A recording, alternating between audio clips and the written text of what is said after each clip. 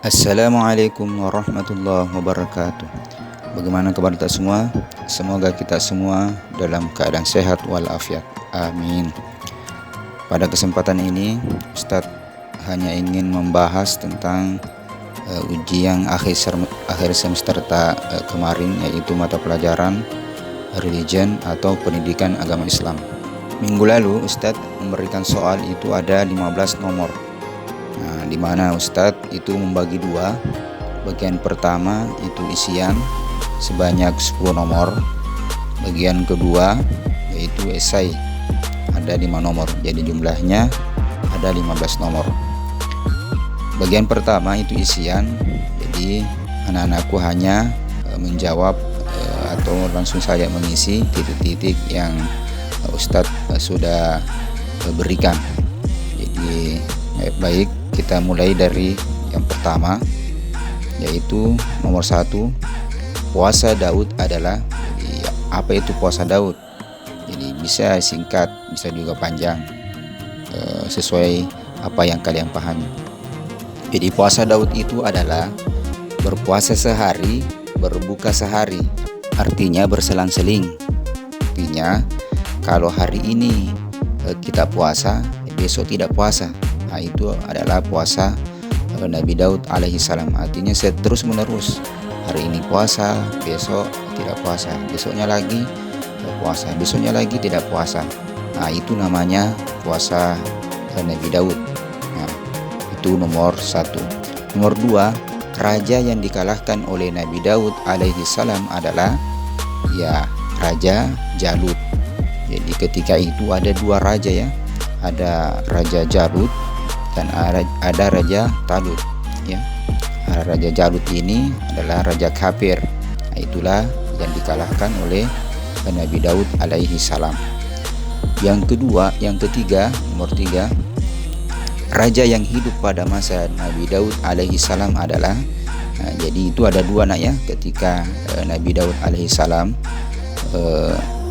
di masanya itu ada 2 raja, yaitu Raja Talut dan Raja Jalut. Nah, seperti yang Ustadz katakan tadi, Raja Talut itu adalah raja yang beriman, yaitu yang bersama dengan Nabi Daud alaihi salam, pihak Nabi Daud alaihi salam.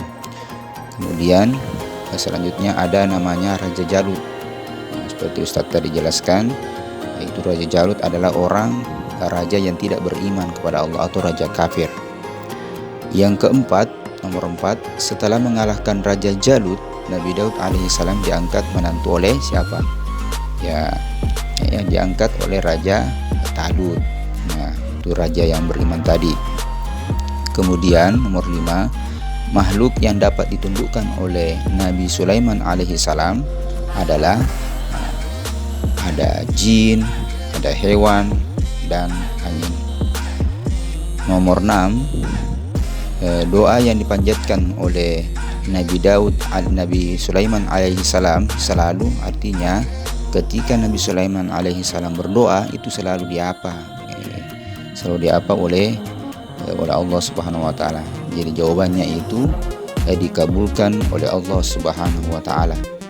Di antara kalian itu ada yang menjawab langsung doanya.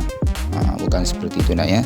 Jadi doa yang dipanjatkan. Jadi ketika Nabi Sulaiman alaihissalam berdoa itu bagaimana? Ya, artinya diijabahkah atau tidak? Jawabannya itu adalah selalu diijabah atau selalu dikabulkan oleh Allah Subhanahu wa taala. Nomor 7, Nabi Ilyas alaihissalam dikejar kaumnya karena menyebarkan ajaran apa?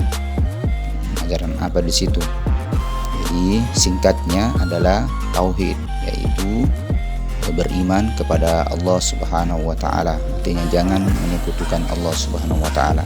Tapi singkatnya saja itu adalah tauhid ya, menyebarkan ajaran tauhid.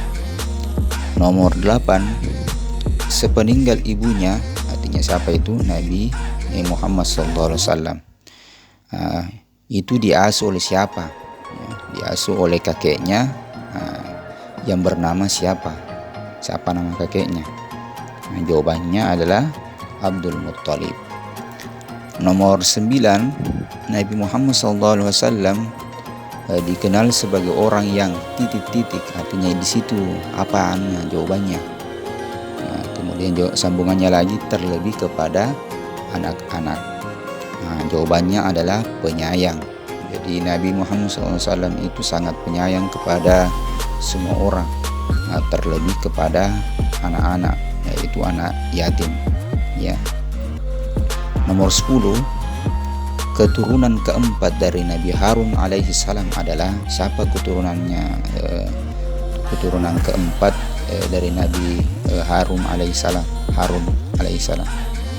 Nah, jawabannya adalah Ilyas alaihi salam atau Nabi Ilyas alaihi salam.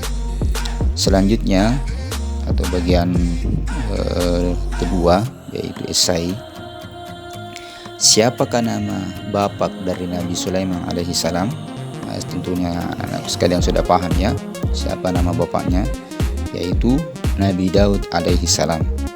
Kemudian sebutkan kemujizatan dari Nabi Sulaiman alaihi salam.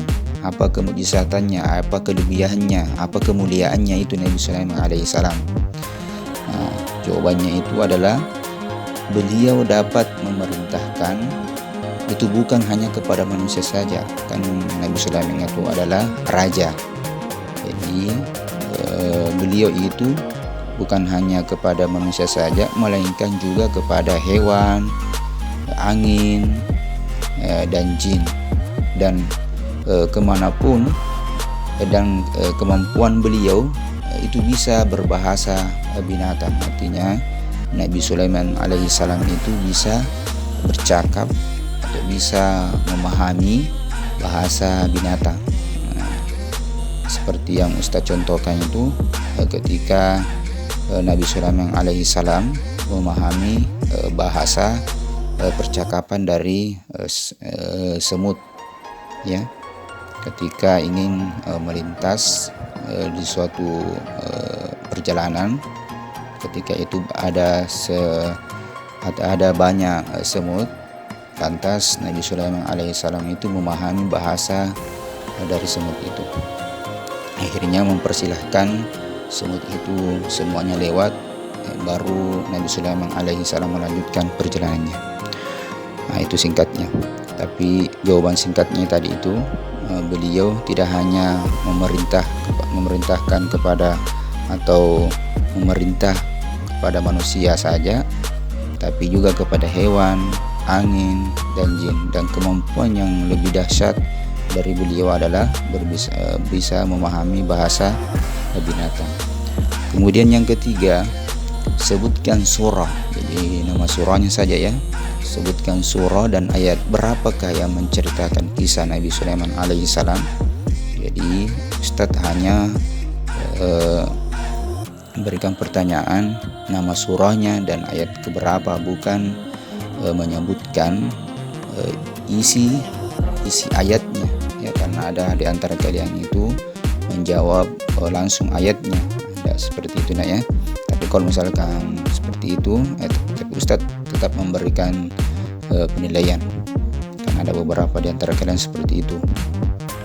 Jadi jawabannya itu adalah surah An-Naml ayat 15 sampai ayat 44, itu jawabannya. Dan ini sudah kita pelajari ya sebelum kalian ujian, dan Ustadz beri kisi-kisi ya. Nomor 4, apakah nama patung yang disembah kaumnya Nabi Ilyas? Jadi ketika itu kaumnya Nabi Ilyas itu menyembah patung ya. Nah, apa nama patungnya? Yang besar sekali. Nah, nama patungnya itu adalah patung Baal. Dan selanjutnya yang terakhir, mengapa Nabi Ilyas bersembunyi dalam gua? Jadi mengapa Nabi Ilyas itu pergi bersembunyi atau berlari di sebuah gua? Nah, itu jawabannya itu adalah agar terhindar dari kejaran Bani Israel, yaitu kaumnya. Nah, kenapa? Karena hendak dibunuh ya, itu jawabannya. Jadi jawabannya adalah agar terhindar dari kejaran Bani Israel. Cukup sekian dari Ustadz. yaitu pembahasan ujian akhir semester ganjil, yaitu mata pelajaran religion atau pendidikan agama Islam. Mudah-mudahan apa yang Ustadz ajarkan, apa yang Ustadz sudah jelaskan sebelum ujian, dan intinya kesimpulannya ada pada ujian akhir semester ini di 15 nomor ini, kesimpulan besarnya. Dan mudah-mudahan ketika anak-anakku sekalian sudah mempelajari apa yang Ustadz jelaskan, apa yang Ustadz berikan kepada anak-anakku, mudah-mudahan anak-anakku semua bisa meneladani dari para nabi-nabi yang kita pelajari, yaitu Nabi Daud alaihissalam, Nabi Sulaiman, Nabi Ilyas, Nabi Ilyasa, terlebih terhadap Nabi Muhammad SAW. Mudah-mudahan kita bisa meneladani atau mencontohi para nabi kita. Demikian dari Ustadz, tetap semangat di rumah ya. Dan ingat, jangan sama sekali tinggalkan sholat 5 waktu tak. Allahumma muwaffiq ila aqwamit thoriq. Assalamualaikum warahmatullahi wabarakatuh.